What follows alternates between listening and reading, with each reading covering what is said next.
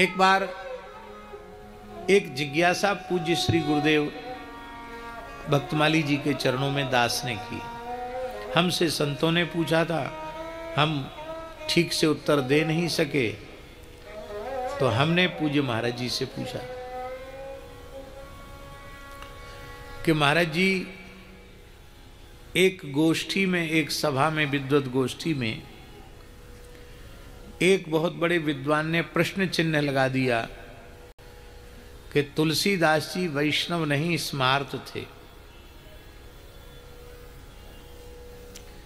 वृंदावन की एक गोष्ठी में हो, और एक बहुत बड़ी जगह पर यह बात कही गई।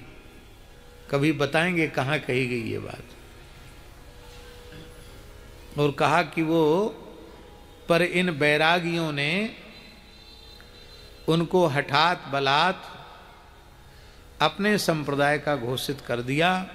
वस्तुतः तुलसीदास जी पूर्ण सनातनी थे, पंचदेवोपासक थे, वैष्णव संप्रदाय के नहीं थे। हम भी उस सभा में थे। दास को बोलने का अवसर आया तो मैंने कहा कि जिन महानुभाव ने ये विचार व्यक्त किए हैं उनका हम अनादर तो नहीं करते हैं, लेकिन हमको लगता है कि उनको गोस्वामी तुलसीदास जी की गुरु प्रणाली, गुरु परंपरा का बोध नहीं। फिर जगत गुरु श्री रामानंदाचार्य जी से लेकर के और तुलसीदास जी तक की गुरु परंपरा का हमने स्मरण कराया। तब उन्होंने एक दूसरा प्रश्न कर दिया कि चलो आपके संप्रदाय में आप उनको परंपरा में मानते हैं, अच्छी बात है, लेकिन कोई भी परंपरा का व्यक्ति जब ग्रंथ लिखता है तो अपने स्वाचार्य का वंदन करता है। उन्होंने श्री रामानंदाचार्य जी का कहाँ वंदन किया? रामानंदाचार्य जी का वंदन कहाँ किया उन्होंने? पूरे बालकांड के मंगलाचरण में देख दो या आदि संत तक पूरे ग्रंथ में देखो, एक दोहा कोई रामानंदाचार्य जी के लिए लिखा हो तो बताओ। हम निरुत्तर हो गए, कुछ बोल नहीं सके। उत्तर हमारे पास क्या था? पर हमने पूज्य गुरुदेव श्री भक्तमाली जी से यह जिज्ञासा की।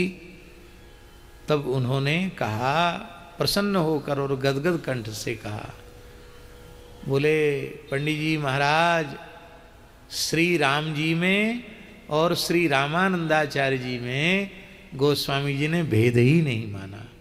यदि भेद मानते तो अलग से आचार्य वंदन की आवश्यकता पड़ती, किंतु श्री राम ही रामानंद हैं। श्री रामानंद स्वयं राम प्रादुर्भूतो महीतले। और इसके संबंध में एक उद्धरण महाराज जी ने दिया।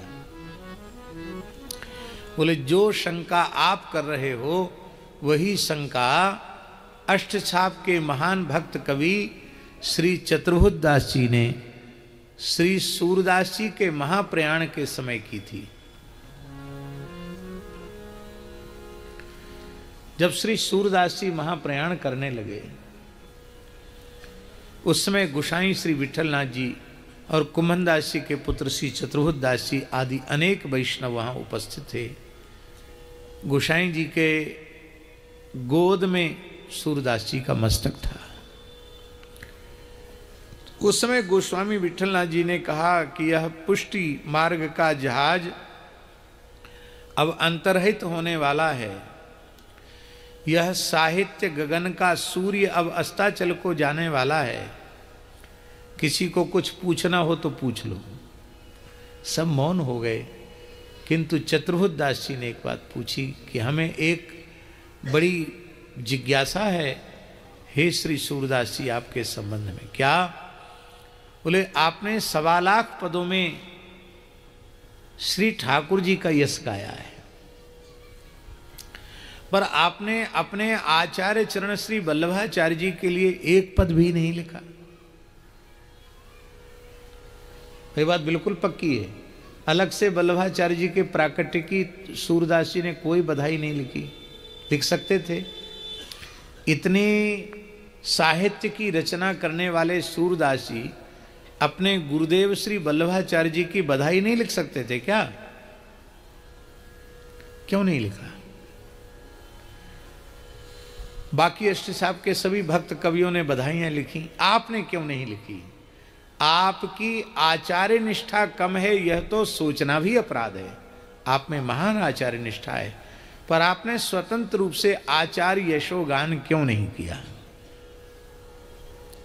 तो महाराज जी ने कहा कि पंडित जी, सूरदास जी के अंतिम क्षण के शब्द हैं कि भैया चतुर्भुज दास, मैंने श्री कृष्ण में और श्री आचार्य में भेद ही नहीं मान्यो। मैं तो अब तक यही मान तो आया हूँ कि 1.25 लक्ष पदन में मैंने अपने समस्त पदन में श्री आचार्य को ही यशोगान कियो है। पर अब तुम श्रवण करनो ही चाहो तो अंतिम में आश्रय को पद श्रवण कर लो। और भरोसो दृढ़ इन चरणन केरो, श्री बल्लभ नखचंद्र छटाविन सब जग माही अंधेरो। साधन और नाही आ कली में जासो होए निवेरो। सूर कहा कह द्विध आंधरो, बिना मोल को चेरो। भरोसो दृढ़ इन चरणन केरो। अब यहाँ भी एक बड़ी विलक्षण बात है। यहाँ एक ही पद में भगवद यश और आचार्य यश का युगपद गायन है। भरोसो दृढ़ इन चरणन केरो। भरोसो दृढ़ इन चरणन केरो। भरोसो दृढ़ इन चरणन केरो। दृढ़ इन चरणन केरो।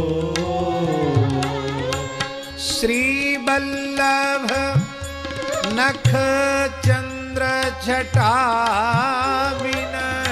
श्री बल्लभ नख चंद्र छटाविन। सब जग माझ अंधेरो। सब जग माझि अंधेरो। साधन और नाही कली में। साधन और नाही कली में। जासो होत निवेरो। जासो होत निवेरो। सूर कहा कहे द्विविध आंधिरो।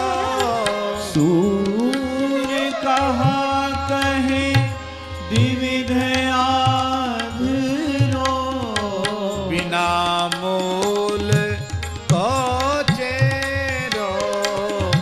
भरोसो बिना मोल को चेरो। भरोसो दृढ़ इन चरणन के। दृढ़ इन चरणन के।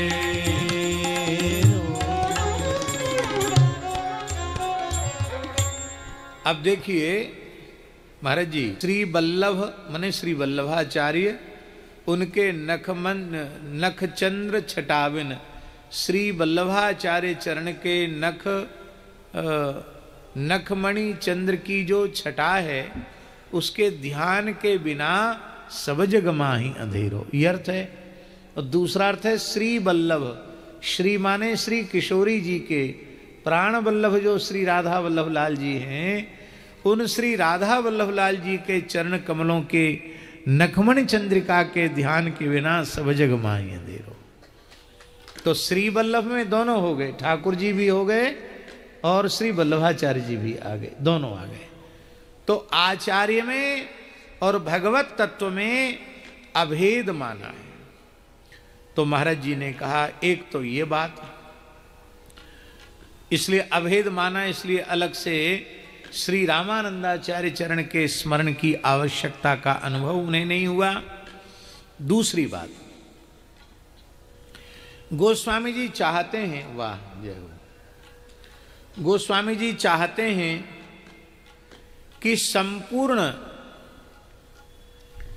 मानव जाति को इससे लाभ मिले।